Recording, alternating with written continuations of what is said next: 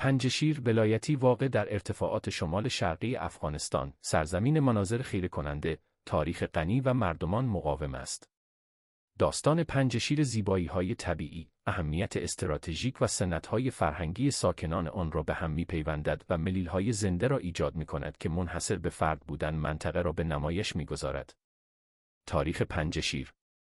نام پنجشیر در فارسی به 5 شیر ترجمه می شود که گمان می رود به 5 برادری اشاره دارد که قهرمانان در دوران باستان از دره دفاع کردند. دره پنجشیر از دیرباز یک دهلیز حیاتی بوده است که مرکز افغانستان را به دشت‌های شمالی متصل می کند و آن را به یک مرکز کلیدی برای تجارت و استراتژی نظامی تبدیل می کند. در طول دوره قرون وسطی این منطقه نقطه عبور کاروان‌های حمل کالا در امتداد جاده ابریشم بود. کوه‌های غنی از مواد معدنی آن معدنچیانی را که به دنبال جواهرات گرانبها، به ویژه زمرد بودند، جذب می‌کرد. این جواهرات که در بازارهای جهانی بسیار ارزشمند هستند، در تقویت اقتصاد محلی و شکل دادن به اهمیت تاریخی در نقش بسایی داشتند. در تاریخ معاصر، پنجشیر به دلیل مقاومت در برابر نیروهای مهاجم به رسمیت شناخته شد. در طول جنگ شوروی و افغانستان، از 1979 تا 1989 این دره به یک دژ تسلیم ناپذیر تحت رهبری احمد شاه مسعود، معروف به شیر پنجشیر، تبدیل شد. با وجود تهاجمات بی‌امان شوروی، مردم پنجشیر از دانش نزدیک و روحیه تسلیم ناپذیر خود برای دفاع از میهن خود استفاده کردند. این شهرت به مقاومت در طول درگیری با طالبان ادامه یافت و پنجشیر را به عنوان نماد مقاومت و استقلال بیشتر تثبیت کرد. مردم و فرهنگ آنها. مردم پنجشیر عمدتاً تاجیک هستند که به خاطر مهمان نوازی گرم، میراث فرهنگی غنی و ارتباط عمیق با سرزمین خود شناخته شدند. زندگی در پنجشیر حول محور خانواده، سنت و رابطه نزدیک با طبیعت میچرخد. آداب و رسوم. 1. لباس سنتی. لباس پنجشیری‌ها بیانگر محیط و میراث آنهاست. مردان اغلب تنبان پرهان، پیراهن و شلوار گشاد را به همراه پاکول، کلاه گرد پشمی مترادف با منطقه می‌پوشند. زنان لباس‌های رنگارنگ، مازین به گلدوزی‌های پیچیده می‌پوشند و استعداد هنری خود را به نمایش می‌گذارند.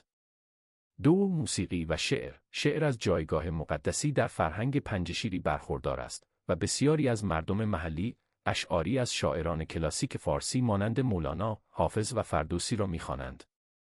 موسیقی سنتی که با سازهایی مانند دنبوره و رباب نواخته می‌شود، جشن‌ها و گردهمایی‌ها را همراهی می‌کند و جامعه را به گذشته خود پیوند می‌دهد.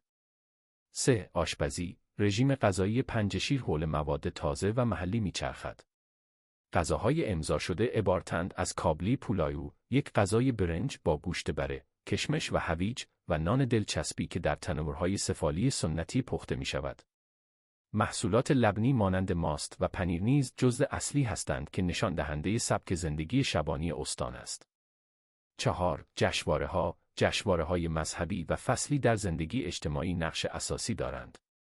نوروز، سال نو ایرانی، زمان تجدید و شادی است که با ضیافت، موسیقی و رقص جشن گرفته می‌شود. در این مدت خانواده‌ها برای احترام به اجداد خود گرد هم می‌آیند و در فراوانی فصل سهیم می‌شوند. تاب‌آوری و جامعه. پنجشیری‌ها عمیقاً در سرزمین کوهستانی خود ریشه دارند که شخصیت و شیوه زندگی آنها را شکل داده است. زمستان‌های سخت و زمین‌های ناهموار این دره مستلزم انعطاف پذیری و همکاری است و حس وحدت را در بین مردم آن تقویت می‌کند. حکومت محلی اغلب بر شوراهای قبیله‌ای متکی است، جایی که بزرگان اختلافات را میانجیگری می‌کنند و رفاه جامعه را تضمین می‌کنند. احترام مردم به این ساختارهای سنتی نشان دهنده تعادل آنها بین مدرنیته و سنت است. دره امروز. در حالی که پنجشیر یک منطقه آرام و تا حدودی منزوی باقی مانده است، اما با چالش‌های نوسازی و بازیابی پس از جنگ مواجه است. این دره به خاطر زیبایی‌های طبیعی خود، با رودخانه‌های فیروزه‌ای، فضای سبز سرسبز و قله‌های سر به فلک کشیده، گردشگران و ماجراجویان را به سمت خود می‌کشاند. تلاش‌ها برای بازسازی زیرساخت‌ها و حفظ میراث منحصر به فرد آن ادامه دارد که نشان دهنده عزم مردم آن برای حفاظت از میراث خود است. پنجشیر به عنوان شاهدی بر روح پایدار مردمش است، مکانی که در آن تاریخ،